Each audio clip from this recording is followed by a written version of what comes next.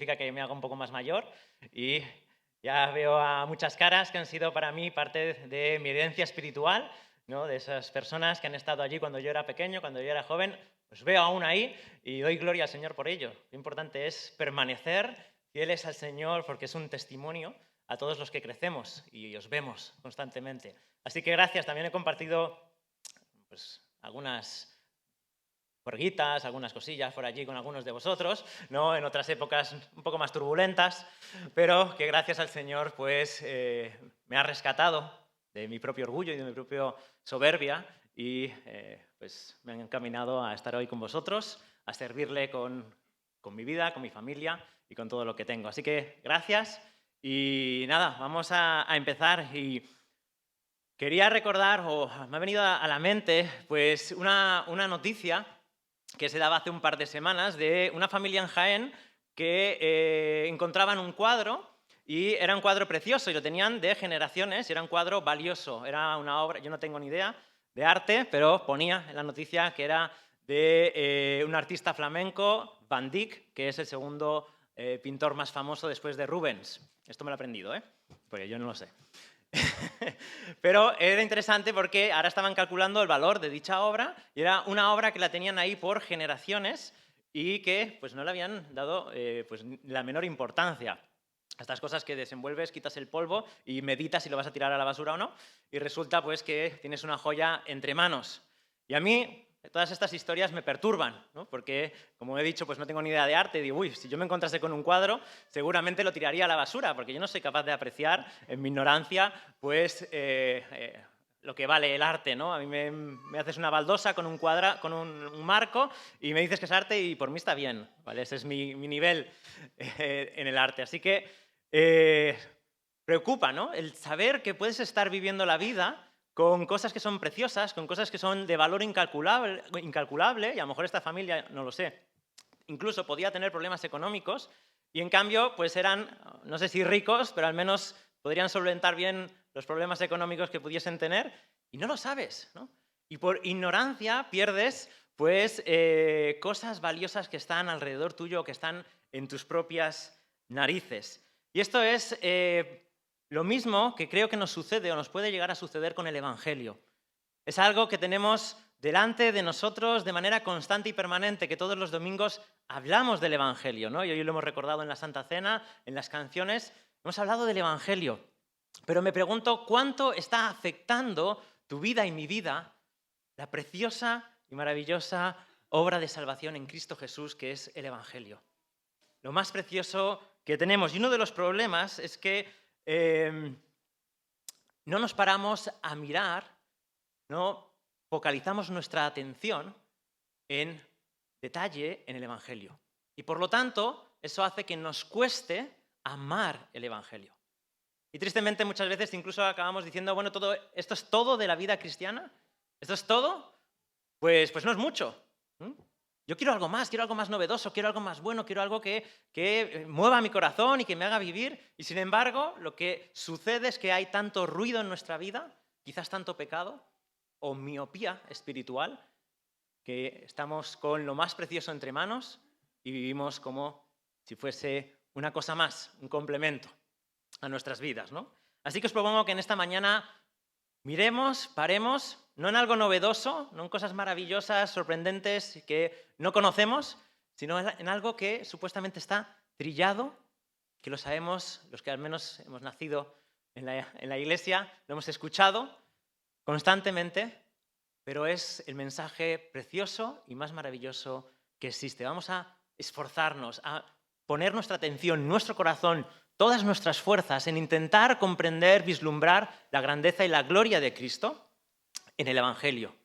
Y quizás, si es que estás un poco frío, a veces nos enfriamos, si es que no conoces el Evangelio, te invito a que vuelvas a redescubrir, a vivir la grandeza y la gloria de Jesús. Es como una noche estrellada, ¿verdad? Que sabemos que hay un cielo precioso, vivimos aquí en Barcelona, en ciudades llenas de las urbes, y no vemos nada, ¿no? Es todo oscuro y como mucho vemos un avión y eso es lo que vemos de la grandeza y de la gloria del cielo, ¿no? Que Dios ha creado. Sin embargo, hemos de irnos a un monte, hemos de irnos a un lugar despoblado para poder apreciar toda la creación maravillosa que Dios ha hecho. Y esto es lo mismo, podemos estar viviendo una vida sin valorar la obra más grande y gloriosa que Dios ha hecho por el ser humano, que es enviar a Jesucristo a salvar a pecadores y vivir la vida buscando otras luces que nos atraigan. Así que vamos a leer las Escrituras, vamos a leer lo que el apóstol Pablo le dice a Timoteo, en 1 de Timoteo 1, del 12 al 17. 1 de Timoteo 1, del 12 al 17.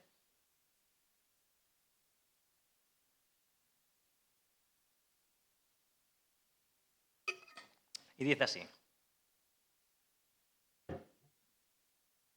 Doy gracias a Cristo Jesús, nuestro Señor, que me ha fortalecido porque me tuvo por fiel, poniéndome en el ministerio, aun habiendo sido yo antes blasfemo, perseguidor y agresor. Sin embargo, se me mostró misericordia porque lo hice por ignorancia en mi incredulidad. Pero la gracia de nuestro Señor fue más que abundante, con la fe y el amor que se hallan en Cristo Jesús. Palabra fiel y digna de ser aceptada por todos. Cristo Jesús vino al mundo para salvar a los pecadores, entre los cuales yo soy el primero. Sin embargo, por esto hallé misericordia, para que en mí, como el primero, Jesucristo demostrara toda su paciencia como un ejemplo para los que habrían de creer en él para vida eterna. Por tanto, al Rey eterno, inmortal, invisible, único Dios, a él sea honor y gloria por los siglos de los siglos. Amén. Ya sé que hemos orado al iniciar, pero tengo la costumbre de, después de abrir la palabra, volver a pedirle al Señor que nos bendiga. Bendito Dios y Padre, hemos abierto tus Escrituras, Señor, y nos acercamos a ti pidiéndote que nos ayudes a entenderlas, Señor. Abre nuestra mente, produce fe en nuestros corazones para que amemos tu palabra y para que te amemos a ti, Señor. Te pedimos por la obra sobrenatural de tu Espíritu Santo, porque nosotros no alcanzamos ni podemos llegar a tu Evangelio. Señor, te lo pedimos en el nombre precioso de Jesús. Amén.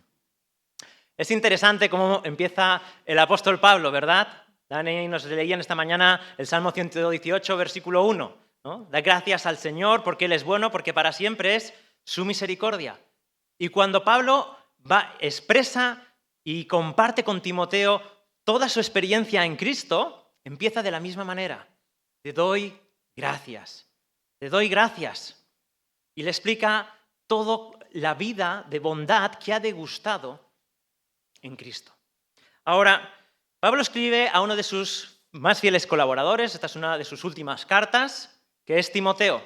Y lo hace preocupado porque, entre otras cosas, hay una serie de doctrinas que han empezado a desarrollarse que son totalmente erróneas y corre el peligro de que el Evangelio quede eclipsado por estas doctrinas. Una de ellas que nos dice, que no lo hemos leído, unos versículos más antes en el capítulo, dice que se entretienen en mitos y en genealogías, cosas que no valen para nada, que son vacías, que son absurdas y que no hay que dedicarse a ellas. Y justo antes también ha hablado de otra doctrina errónea que puede llevar a la destrucción de una iglesia o de la vida de una persona, y que es que la ley puede justificar, que solo por cumplir la ley los pecadores pueden vivir. Y dice el apóstol Pablo, la ley no es para el justo, sino está hecha para el injusto. Así que hay dos errores, por lo menos, que pueden hacer que la iglesia pierda el rumbo. Creerse que por sus propias obras, por lo que ellos son, pueden ser justificados, o andar en cosas esotéricas que no llevan ningún tipo de bendición. Tan pronto la iglesia ya estaba siendo tergiversada y corría un serio peligro de perder su esencia, de perder lo más importante. Y es por eso que el apóstol Pablo, entre otras cosas, escribe esta carta. Por el hecho de decirle a Timoteo, mira, céntrate en el corazón del Evangelio, en aquello que es la esencia, lo más importante, porque todas estas cosas pueden hacer que pierdas el tesoro y la perla que tenemos entre manos.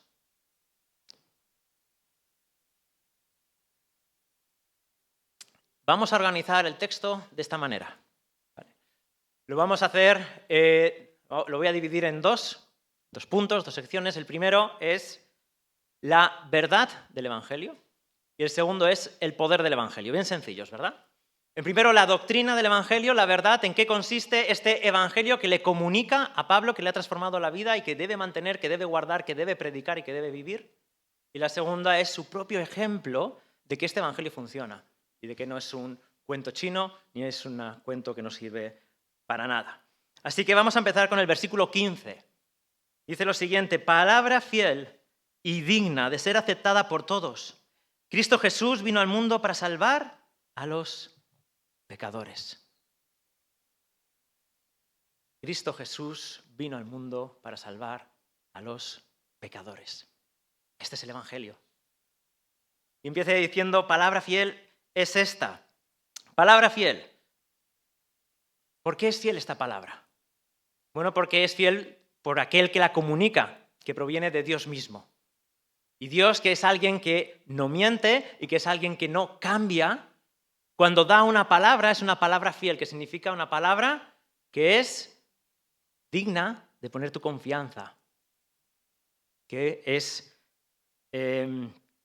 fiable para depositar tu vida. Todo lo que diga esta palabra, lo que vaya a decir, todo el contenido, sea el que sea, como proviene de este Dios, que no cambia y que no miente, es totalmente confiable. Sea bueno o sea malo.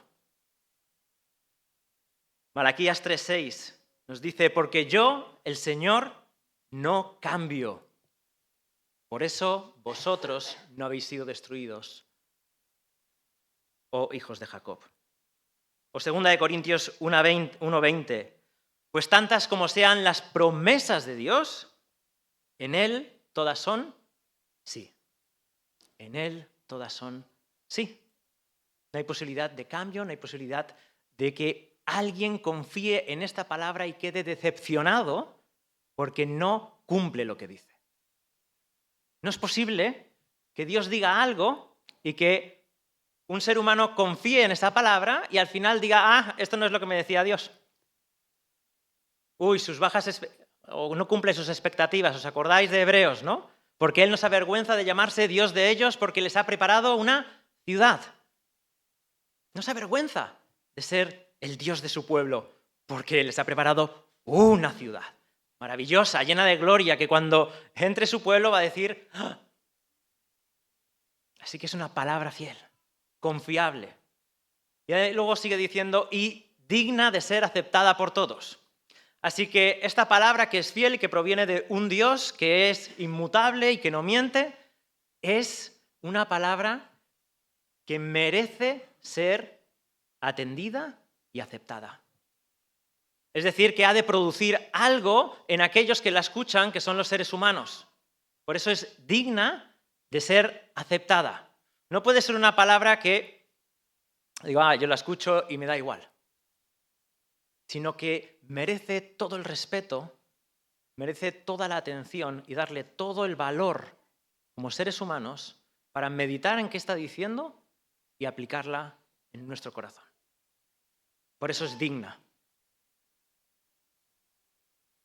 Y esta palabra fiel y digna es digna también porque cambia vidas. Y hay un testimonio de millones de personas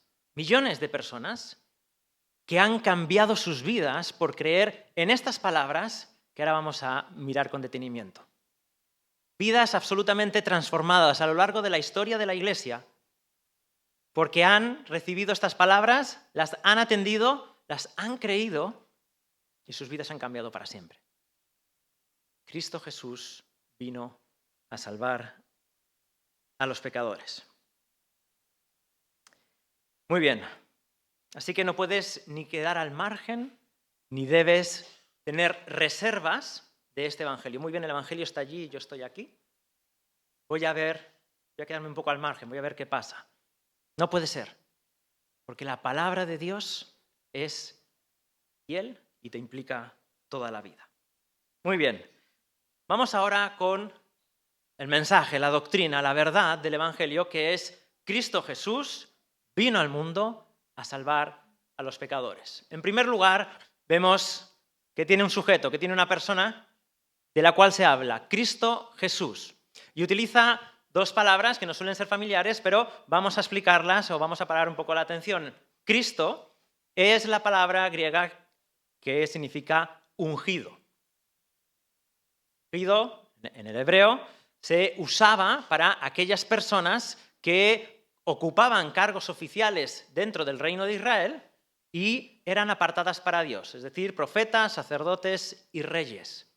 Se les ungía para decir que esa persona era propiedad de Dios y era para el uso de Dios. Ahora, el Mesías es aquel que es el ungido por excelencia, alguien que ha sido señalado por Dios, que ha sido tocado por Dios, que Dios ha apartado para sí, para hacer la obra más grande, la liberación de su pueblo. Y el apóstol Pablo está nombrando a Jesús de Nazaret como el Cristo. Por lo tanto, el Cristo lleva toda la autoridad de su Dios. Y como lleva toda la autoridad, Él es Rey de Reyes y Señor de Señores. Alguien que ostenta el poder y la autoridad de Dios. Ese es Cristo. Pero luego añade otra palabra que es Jesús. Jesús, como bien sabéis, viene de Josué, Josué de Yehoshua. Joshua en hebreo es el Dios que salva. Así que el nombre de Jesús lleva dentro de su significado su función salvífica. Jesús de Nazaret es el Salvador, pero no solo su nombre constantemente lo dice, le estaban llamando Jesús salva, lo que sea, ¿no? Desde pequeños, ¿no? Jesús salva, ven a comer. Dios salva. Perdón. No solo su nombre, sino que cuando el ángel se aparece, Mateo 1:21, le dice, le pondrás por nombre Jesús porque él salvará a su pueblo de sus pecados. Así que la explicación y el nombre y el propósito de su ministerio es, en boca del ángel también, la misma, la salvación.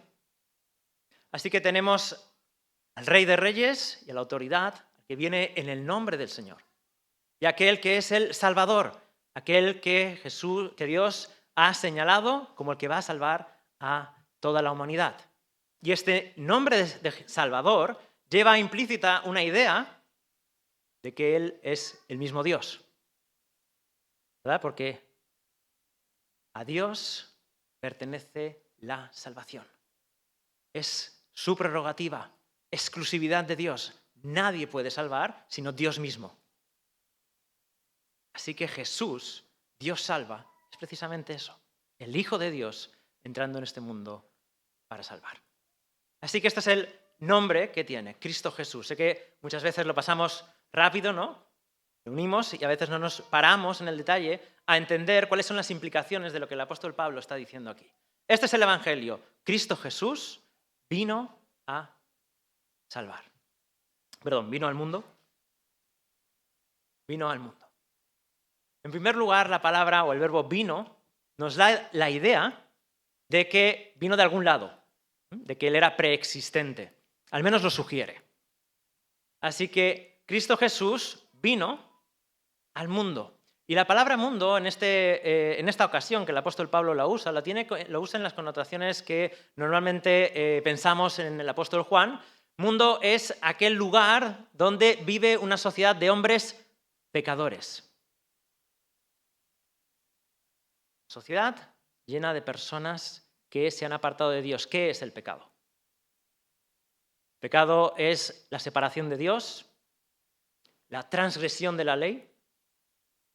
Pecado es vivir fuera del huerto del Edén. ¿Y qué es el huerto del Edén? Sino el lugar donde vive y anda Dios.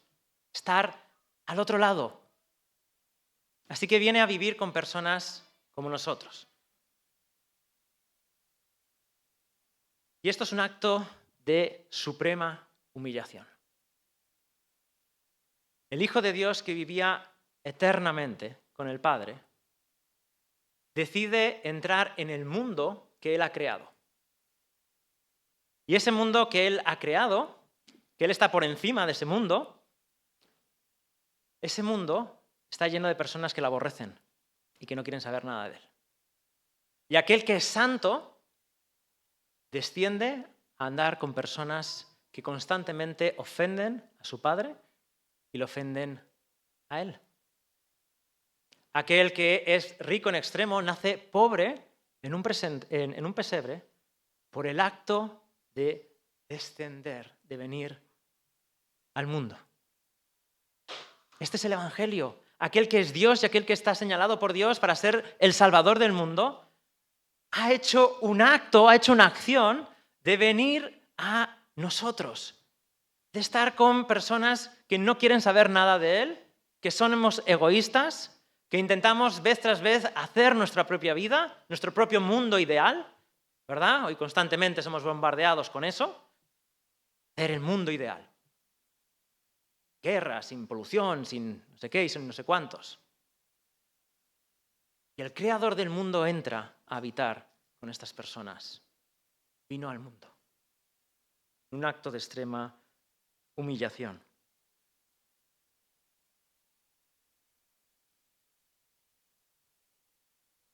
Él se encarnó y el Hijo vino a tener forma de hombre. El que vivía como Dios, en forma de Dios, vino en forma de hombre para poder dar un abrazo a los hombres y para poder salvar a los hombres y para poder decirles, daros la vuelta, hay un Dios que os ama, mi Padre.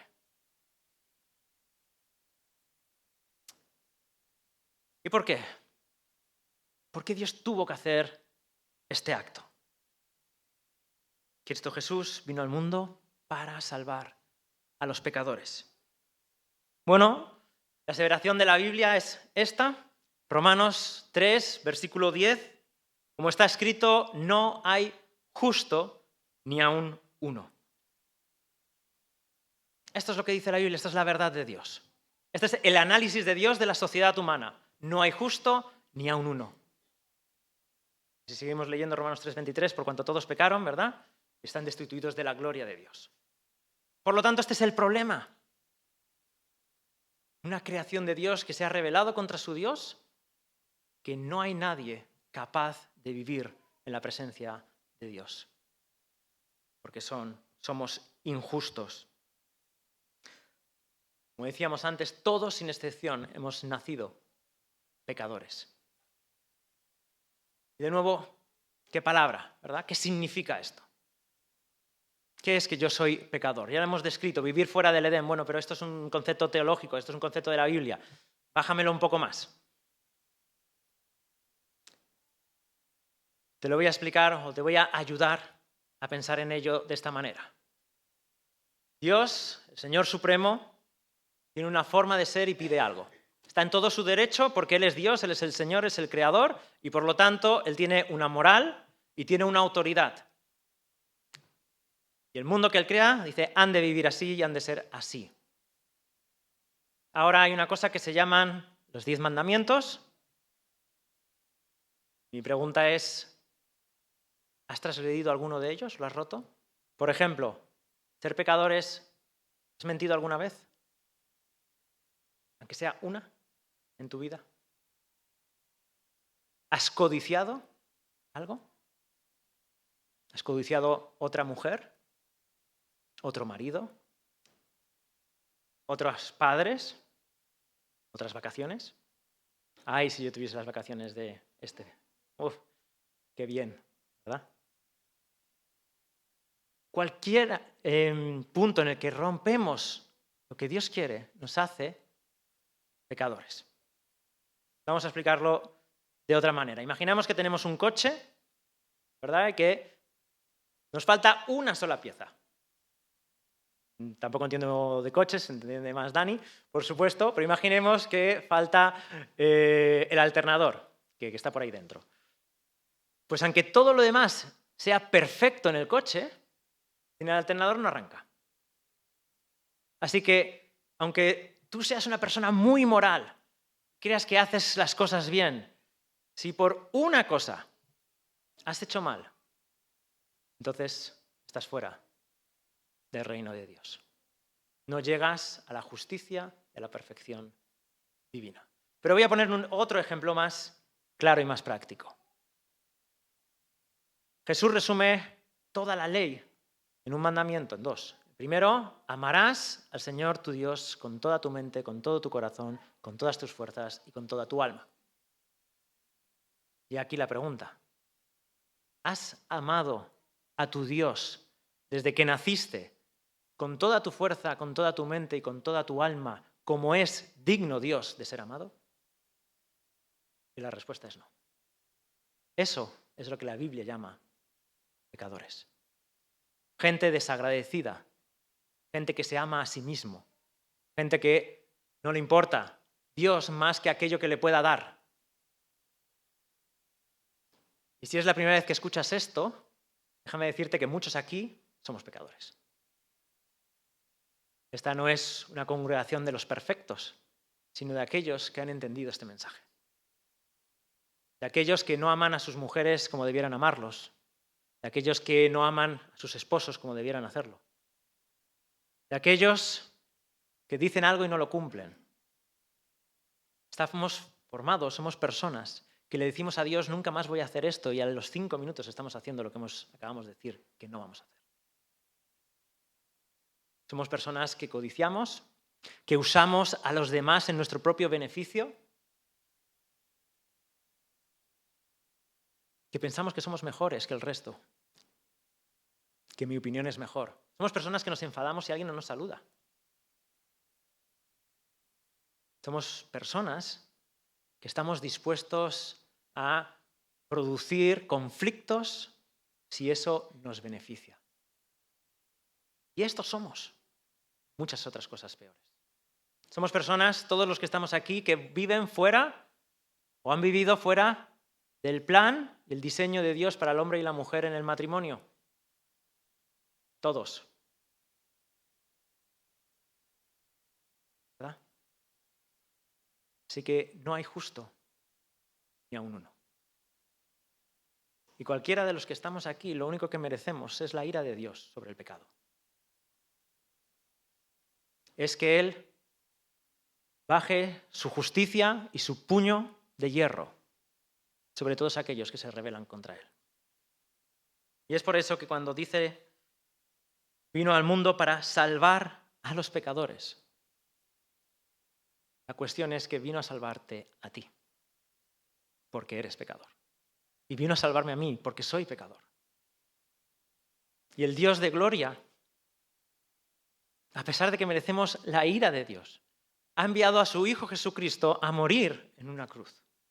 Y en estas sencillas palabras está contenido el propósito de la salvación de Jesús, que es ir a la cruz a sufrir la ira de Dios, el puñetazo de Dios, el cuchillo de Dios bajando sobre su vida, en tu lugar, en mi lugar.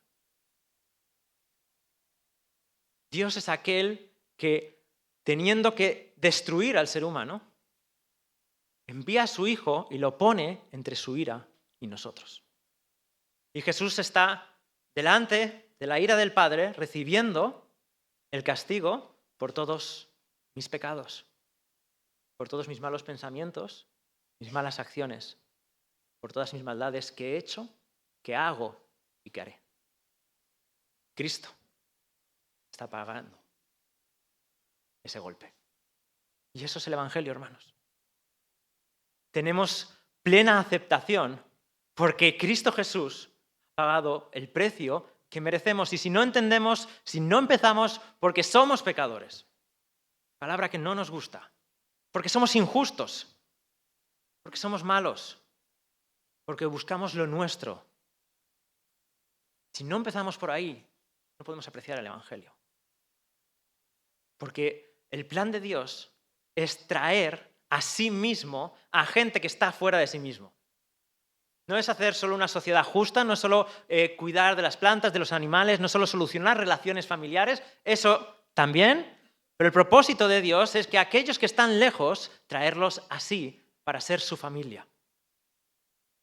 Y eso lo hace con el precio de la cruz del Calvario.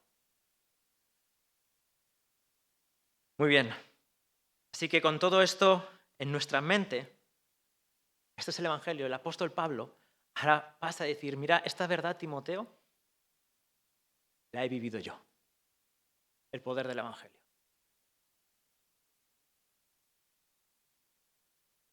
Dice, versículo 13, aún habiendo sido yo antes blasfemo, perseguidor y agresor. Blasfemo.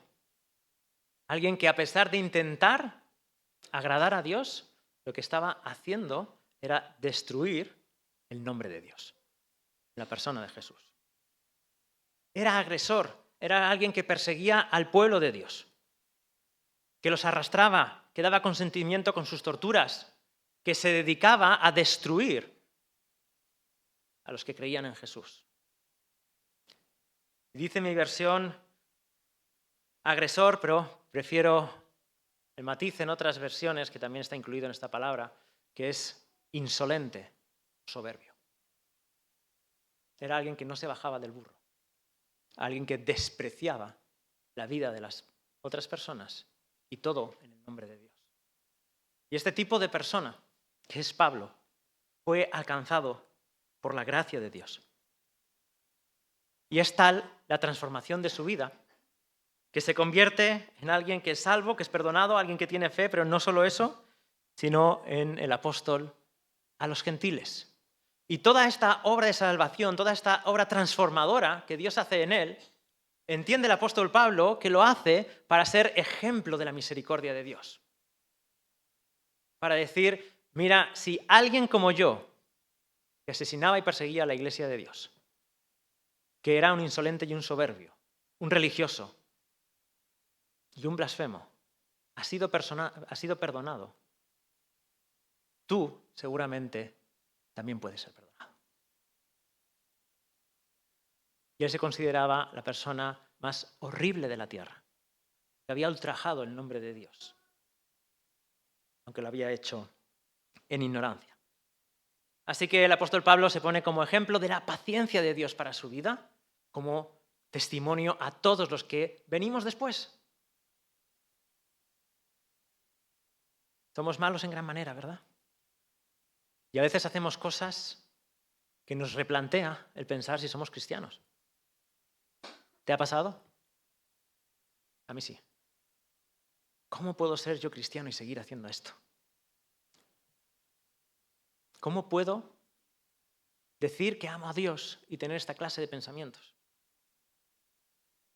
Y aquí tenemos el ejemplo del apóstol Pablo para decirnos que el Evangelio sí que me alcanza, sí que tiene el poder de transformar de mi vida, de perdonarme y de sanarme.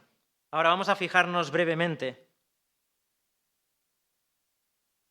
en cómo vive Pablo la vida de fe en Cristo Jesús. En primer lugar, dice, doy gracias a Cristo Jesús, ya hemos explicado, nuestro Señor. Nuestro Señor. Creer en el Evangelio y vivir el Evangelio y ser tocado por Dios significa automáticamente que sirves a un amo.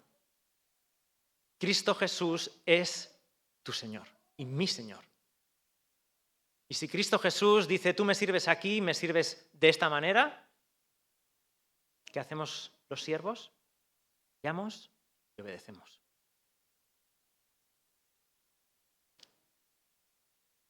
Para el apóstol Pablo siempre su vida se caracterizó por esta verdad. No es una verdad quizás que hayas escuchado últimamente, pero ¿es Cristo Jesús tu Señor? Si Jesús dice no hagas esto, ¿no lo haces? Si Jesús dice sírveme con toda tu fuerza y con todas tus vidas, dame tu tiempo, dame tu trabajo, no te cases con este, no te cases con esta otra, Cristo, ¿eh? Pero dice el Señor, ¿le sirves? Él es tu amo. Si Jesús dice, quiero que me sirvas en esta condición, quizás de sufrimiento, ¿sirves? Te rebelas. Cristo te quita algo que aprecias y amas. ¿Sirves o te rebelas? Jesús es el Señor. Y como amo del universo y amo de nuestras vidas, puede hacer y decir lo que quiera. siempre va a ser bueno, aunque no siempre lo vamos a ver así. Pero Cristo Jesús es Señor y para el apóstol Pablo es Señor. Dice que Cristo Jesús, nuestro Señor, que me ha fortalecido. Un hombre impotente, después de ver toda la calamidad que había hecho, ahora es fortalecido en el poder del Señor para su servicio. De Cristo Jesús viene toda su fortaleza. ¿Cómo nos fortalecemos en Cristo Jesús? ¿Cómo lo hacía el apóstol Pablo? Bueno, de varias maneras, pero me gustaría señalar al menos una de ellas. Y es que lo hacía de rodillas. Orando en todo tiempo, ¿verdad? Dice el apóstol Pablo, poniéndose de ejemplo. ¿Cómo eres fortalecido tú? ¿Y cómo estamos viviendo la vida cristiana?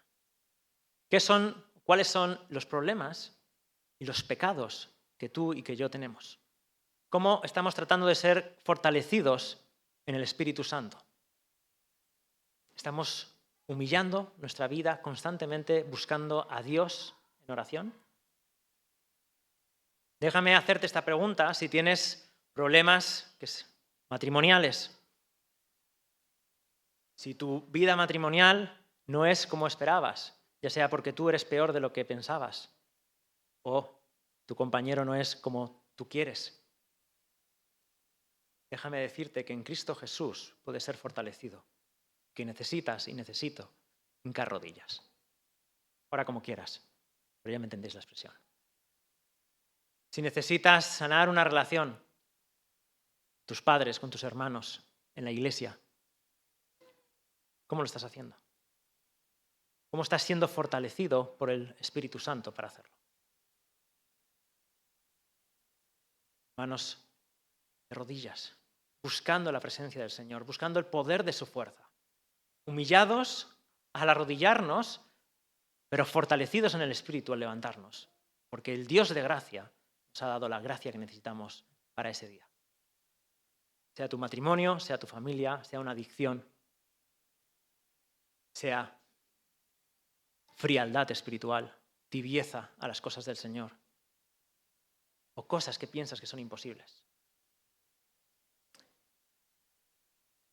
Cristo, que es el Señor, dice, sin embargo, me mostró misericordia porque lo hice en ignorancia, en mi incredulidad. Un Cristo que da misericordia. Y misericordia es, breves palabras, no dar aquello que te mereces. Y la misericordia de Dios está sobre nuestras vidas de manera permanente. Y hemos de buscar a Cristo como una realidad, como una vida en esta realidad permanente de que nos está manifestando misericordia a todas aquellas cosas que no llegamos y que merecemos castigo. Dice también, pero la gracia de nuestro Señor, la gracia, el amor manifestado en bondad, dando aquello que no merecemos, gracia en tu vida, gracia en mi vida, ¿qué tienes que no merezcas? La respuesta es todo. Y Pablo aprende a vivir en esa vida y por eso puede decir, estoy contento en la abundancia y estoy contento cuando no tengo. Sé pasar hambre y sé comer en abundancia, porque vivo en la bondad permanente de Dios sobre mi vida, que me lo da todo. Mi salud, mi cuerpo, mi familia, el poder ver, cosas tan triviales que son dadas de manera permanente por nuestro Dios. Y por último dice, o que quiero destacar en esta mañana, con la fe y el amor que se hallan en Cristo Jesús. El apóstol Pablo era una persona que odiaba a la iglesia. Y era alguien que no creía en nada de lo que estos manifestaban. Ahora, a través de la gracia de Dios y de haber sido transformado por el Evangelio, Cristo abundantemente le da la capacidad para creer y para amar. Y de nuevo esta pregunta, ¿cuánto amas en tu corazón y cuánto amo? Porque está intrínsecamente ligado a la fe que yo tengo en la persona de Jesús.